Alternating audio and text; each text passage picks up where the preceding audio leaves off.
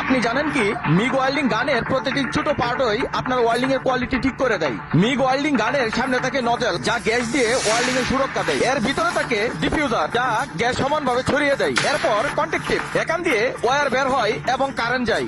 এই অংশগুলোকে নিরাপদ রাখে ইনসুলেটর। মোট কথা, বিদ্যুৎ থেকে অন্যান্য অংশকে সুরক্ষা দেয় এবং শর্ট সার্কিট হওয়া থেকে রোধ করে।